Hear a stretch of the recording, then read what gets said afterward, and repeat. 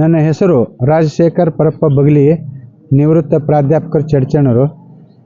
ಈ ಚಡ್ಚಣ ಭಾಗ ಆಧ್ಯಾತ್ಮಿಕ ಕೇಂದ್ರವಾಗಿದೆ. ಇಂಡಿ ಅವಿಭಾಜ್ಯ ತಾಲೂಕು 17ನೇ ಶತಮಾನದಿಂದ ಇಲ್ಲಿವರೆಗೂ ಅನೇಕ ಜನ ಸಾಧು ಸಂತರನ್ನು ನಿರ್ಮಾಣ ಮಾಡಿರ್ತಕ್ಕಂಥ ಒಂದು ಪವಿತ್ರ ಭೂಮಿ. ಇಂಥ ಒಂದು ಪವಿತ್ರವಾದ ಭೂಮಿಯಲ್ಲಿಯೇ ಪರಮ ಪೂಜ್ಯ ಸಿದ್ದೇಶ್ವರಪ್ಪನವರು ತಮ್ಮ ಬಾಲ್ಯವನ್ನು ಶಿಕ್ಷಣದ ಮುಖಾಂತರ ಇಲ್ಲಿ ಕಳೆದಿರತಕ್ಕಂಥದ್ದು ನಮಗೆ ಬಹಳ ಸಂತೋಷದ ವಿಷಯ. ಮುಂದೆ ಅವರು ಬೆಳೆಯುತ್ತಾ ಹೋದಂತೆ ನಡೆದಾಡುವ ದೇವರು, ಶತಮಾನದ ಸಂತ, ಹೀಗೆ ಜಗತ್ತಿನಾದ್ಯಂತ ತಮ್ಮ ಪ್ರವಚನದಿಂದ ಪ್ರಸಿದ್ಧಿಯನ್ನು ಪಡೆದಂತಹ ಒಂದು ಮೂಲ ಸ್ಥಳ ಇದು. ಅವರ ನಂತರ ಪ್ರವಚನ ಹೇಳತಕ್ಕಂಥ ಒಂದು ಕೊರತೆ ಇತ್ತು. ಕಳೆದ 20 ವರ್ಷಗಳಿಂದ ನಾವು ಪ್ರವಚನದ ಹಾದಿಯನ್ನು ಕಾಯ್ತಾ ಇದ್ದೇವೆ. ಅವ್ರದ್ದು ಸಿದ್ದೇಶ್ವರ ಮಹಾಸ್ವಾಮಿಗಳ ದಿನದ ಕೊನೆಯ ಭಾಗದಲ್ಲಿ ಇಲ್ಲಿ ಪ್ರವಚನ ಇಟ್ಕೋಬೇಕಂತ ಮಾಡಿದ್ದೆವು. ಆದರೆ ಅವರ ಅನಾರೋಗ್ಯದಿಂದ ಅವಾಗ ಸಾಧ್ಯ ಆಗಿರಲಿಲ್ಲ. ಅವರ ನಂತರ ಅವರ ಒಂದು ವರಪುತ್ರರು ಎನ್ನುವಂತೆ ಅಮೃತಾನಂದ ಸ್ವಾಮಿಗಳು ಬೆಳವಣಿಗೆಯನ್ನು ಹೊಂದಿದ್ದಾರೆ. ಅದಕ್ಕೆ ಅಮೃತಾನಂದ ಸ್ವಾಮಿಗಳ ಮುಖಾಂತರವಾಗಿ ಮತ್ತೆ ಪ್ರವಚನವನ್ನು ಪ್ರಾರಂಭಿಸಿ ಈ ಆಧ್ಯಾತ್ಮಿಕ ಒಂದು ರಸದೌತಣವನ್ನು ನಾವು ಸವಿಬೇಕಂತ ಬಹಳ ದಿವಸ ಪ್ರಯತ್ನ ಮಾಡ್ತಾ ಇದ್ದೆವು. ಕಳೆದ 1 ವರ್ಷದಿಂದ ಪ್ರಯತ್ನ ಮಾಡಿದಾಗ ಈಗ ಅಮೃತಾನಂದ ಮಹಾಸ್ವಾಮಿಗಳವರು ನಮಗೆ ಸಿಕ್ಕಿದ್ದು ಬಹಳ ಪುಣ್ಯ. ಪರಮ ಪೂಜ್ಯ ಅಮೃತಾನಂದ ಸ್ವಾಮಿಗಳಾದರೂ ಕೂಡ ಪರಮ ಪೂಜ್ಯ ಸಿದ್ದೇಶ್ವರ ಮಹಾಸ್ವಾಮಿಗಳವರ ಹೆಜ್ಜೆಯಲ್ಲಿ ಹೆಜ್ಜೆಯನ್ನಿಟ್ಟು ನಡೀತಕ್ಕಂಥ ಒಂದು ಸಾಧನೆಯನ್ನು ಮಾಡಿದ್ದಾರೆ. ಅವರಿಗಿರತಕ್ಕಂಥ ಪಾಂಡಿತ್ಯ ಪ್ರತಿಭೆಗಳನ್ನು ಗುರುತಿಸಿ ಪೂಜ್ಯರು ಅವರನ್ನು ಪಂಡಿತರಂತೆ ಸಂಬೋಧನೆ ಮಾಡ್ತಾ ಇದ್ರು. ಅವರ ಒಂದು ಪ್ರವಚನ ಈಗ ಜನರಿಗೆ ಭಾಳ ಹಿಡಿಸ್ತಾ ಇದೆ.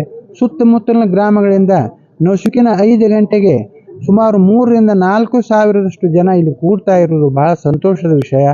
ಪ್ರತಿ ದಿವಸ ಅವರ ಪ್ರವಚನದ ಒಂದು ಅಮೃತವಾಣಿಯನ್ನು ಸವಿದು ಎಲ್ಲರೂ ಸಂತೋಷ ಪಡ್ತಾ ಇರ್ತಕ್ಕಂಥದ್ದನ್ನು ನಾವು ಕಾಣ್ತಾ ಇದ್ದೇವೆ. ಅದರ ಜೊತೆಗೆ ಅನ್ನಪ್ರಸಾದ ವ್ಯವಸ್ಥೆಯನ್ನು ಬಾಹುಬಲಿ ಸಹೋದರರು ಮಾಡ್ತಾ ಇದ್ದಾರೆ. ಪ್ರತಿನಿತ್ಯ ಬೇರೆ ಬೇರೆ ಆಹಾರ ಪದಾರ್ಥಗಳನ್ನು ರುಚಿ, ಅದರ ಜೊತೆಗೆ ಅನ್ನ ಸಾರ ಏನು ಬೇಕಾದ ಮಾಡಂದ್ರೂ ಅವ್ರು ಮಾಡಿಕೊಡ್ತಕ್ಕಂಥ ಒಂದು ಸಾಮರ್ಥ್ಯವನ್ನು ಹೊಂದಿದ್ದಾರೆ. ಜೈನ ಧರ್ಮದಲ್ಲಿ ಈ ದಾನಕ್ಕೆ ವಿಶೇಷವಾದ ಮಹತ್ವ ಇರುವುದರಿಂದ ನಿರಂತರವಾಗಿ ಅವರು ಕೂಡ ಈ ದಾನ ಧರ್ಮಗಳಲ್ಲಿ ತಮ್ಮನ್ನು ತೊಡಗಿಸಿಕೊಂಡಿರ್ತಕ್ಕಂಥದ್ದು ಅಭಿಮಾನ ಪಡ್ತಕ್ಕಂಥ ವಿಷಯ. ಕಳೆದ 14 ದಿನಗಳಿಂದ ಅವರು ಇಲ್ಲಿ ದಾಸೋಹ ನಡೆಸ್ತಾ ಇರುವುದು ಭಾಳ ಸಂತೋಷ. ನಾಳೆಗೆ ಅಂದರೆ 17ನೇ ತಾರೀಕಿನ ದಿವಸ ಈ ಪ್ರವಚನದ ಕೊನೆಯ ದಿವಸ. ನಾಳಿನ ದಿವಸ ಇನ್ನೂ ಇದಕ್ಕಿಂತಲೇ ಹೆಚ್ಚಿನ ಜನ, ಆಮೇಲೆ 4000ದಷ್ಟು ಜನ ಅಂದಾಜು ಕೂಡಬಹುದಂತ ತರ್ಕಿದೆ. ಅದರ ಜೊತೆಗೆ ಬೇರೆ ಬೇರೆ ಭಾಗಗಳಿಂದ ಪೂಜ್ಯ ಸ್ವಾಮಿಗಳು ಆಗಮಿಸ್ತಾ ಇದ್ದಾರೆ. ನಮ್ಮ ಜಿಲ್ಲೆಯ ಎಲ್ಲ ರಾಜಕಾರಣಿಗಳು ಆಗಮಿಸ್ತಾ ಇದ್ದಾರೆ.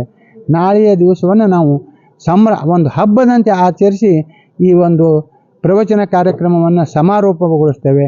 ಮತ್ತು ಇಂಥ ಸೌಭಾಗ್ಯ ಈ ಭಾಗಕ್ಕೆ ಅಮೃತಾನಂದಜಿಯವರ ಮುಖಾಂತರ ಲಭಿಸಿ ಇಲ್ಲಿ ಜನರಲ್ಲಿ ಧರ್ಮದ ಒಂದು ಸದ್ಭಾವನೆ ಹಾಗೂ ಆಧ್ಯಾತ್ಮದ ಒಂದು ಅರಿವು, ತಿಳುವಳಿಕೆ ನಿರಂತರವಾಗಿ ಉಳಿದುಕೊಂಡು ಹೋಗುವಂತಾಗಲಿ ಅಂತೇಳಿ ನಾನು ಆಶಿಸ್ತೇನೆ. ಧನ್ಯವಾದಗಳು ಸರ್. ತಮಗೆ MSTC ಚಾನಲ್ ವತಿಯಿಂದ ತುಂಬ ಹೃದಯದ ಧನ್ಯವಾದಗಳು.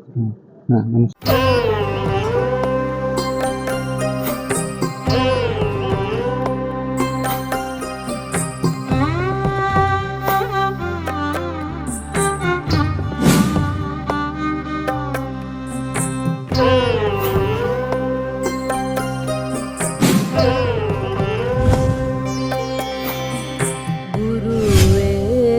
ಗತಿಯನ್ನು ಮನವೇ,